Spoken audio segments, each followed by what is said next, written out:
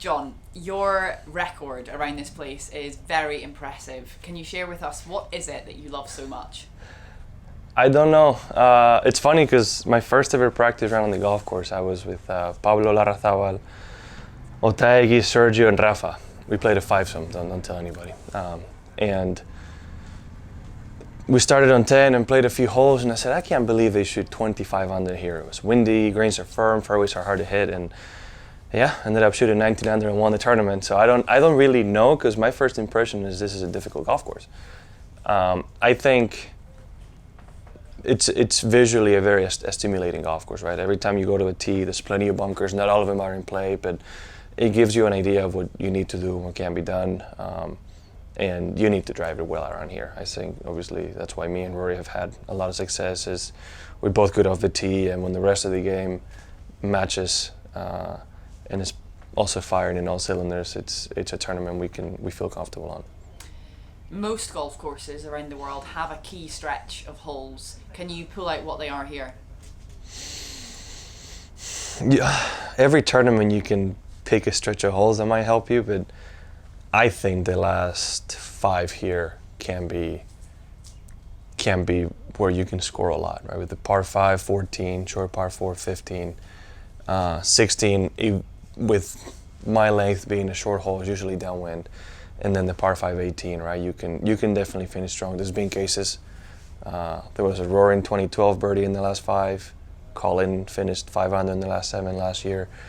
It's somewhere where you can make your mark, and I think those last stretch of holes, especially like 17, 18 combo, you have two holes where if you add up to 7 somehow, it's a great result. Now, of course, this year the tour celebrates 50 years of history. Can you explain what it means to you to have your name on the Varden Trophy and to be part of that rich history? It's an honor, especially knowing that the only other player to do it from Spain was Seve. I was not aware of that. I probably should have known last year. I thought Sergio or Ollie had won it with all they've accomplished, but they haven't been able to. It's incredible, right? When I started my golf career and when I became pro, you definitely want to accomplish certain things, but I wasn't aware of how you can etch yourself in history in different ways. And 3 years ago, this was a very memorable weekend to be able to do something like that. And speaking of history, this year you equalled a record held by your idol, the great Seve that you mentioned there at the Spanish Open. How proud are you, Jon, of that achievement? Very proud, and I'm very proud of the final round. When I was told, when I won there on 2019, I think, forget the years, 2018, sorry, that 8 under was the tournament record on the course record, and that I think whatever I shot, 21 or 22 was the score that Seve shot to win, and the tournament record as well.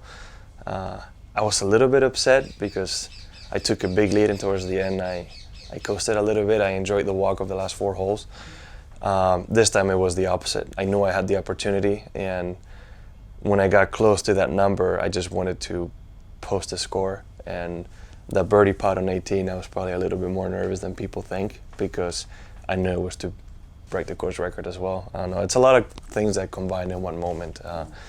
To tie Seve, where he had his last win, his 50th win, with the 3 Spanish Opens this early in my career, was certainly unprecedented. And hopefully I can win many more and post a number that, will be hard to reach. And this year, of course, is drawing to a close now. Give us an idea of what you're thinking in regards to next year. Where does that come into your mind at the moment? And of course, the Ryder Cup. Well, before the Ryder Cup, we've had so many changes on the PGA Tour that it will force my hand on how I approach the DP World Tour. So I haven't figured out the schedule yet and what I'm going to do. So there's a bit of, it's a little cloudy. Let's say that. Like, it's not as clear as I would like it to be on knowing what I'm going to do. Obviously, I will play in Spain, but I still don't know what events I'll be playing to reach my minimum. Now, with that said, the Ryder Cup obviously is in mind. I've never been to Rome. I would love to go to Rome, and I would love to get redemption from that last Ryder Cup, where I played amazing, and we didn't have a great show. And I'd much rather do my first Ryder Cup, where I did not play good at all, was able to contribute, but we ended up winning with a large margin, right? So I want to be part of that winning team again. And even though there's changes going on, I'm very, very hopeful for that team, because I think we're going to have a lot of new players coming in that have watched the Ryder Cup and want to be a part of it, and I think they're going to be coming in strong.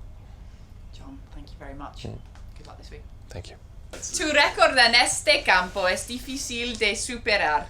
¿Qué es lo que gusta más este campo? No sé si es el campo en sí, o la ciudad, o el país, o el torneo, ¿no? Hay un poco de todo. El apoyo que tengo del público es único, y puede que sea también el diseño de Javier Arana, ¿no? Que es algo que es un diseñador que los campos me suelen gustar, donde crecí hay un par de campos hechos por él, y ese golf tradicional a mí me encanta. Pero es una suma del campo, el torneo en sí, la historia y del público, ¿no? El apoyo que tengo del público es inigualable. Hace que la semana me guste tanto, así que no es simplemente el campo, es todo lo que conlleva. Muy bien. You got that, yeah? Yeah. Y el año pasado igualaste un récord de uno de tus ídolos. ¿Qué significa eso para ti?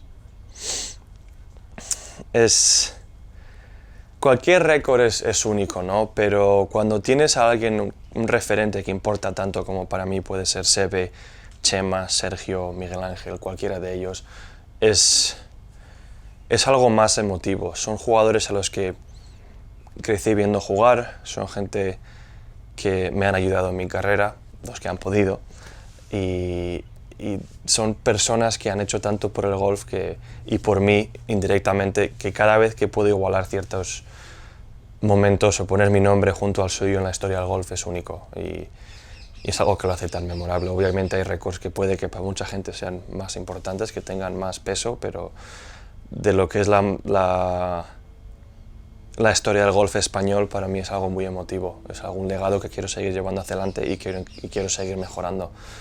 Para que alguien en el futuro, pues eso, diga que algún jugador en el futuro, sea quien sea, pues diga, mira, tenemos a Seve, a Chema, a Sergio y luego a Jon, y luego está el que fue ese siguiente, ¿no?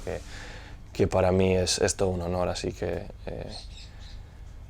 es difícil de explicar, pero para un aficionado a la historia del golf y un enamorado del golf es algo muy emotivo. Es difícil de explicar. Muchas gracias, Jon.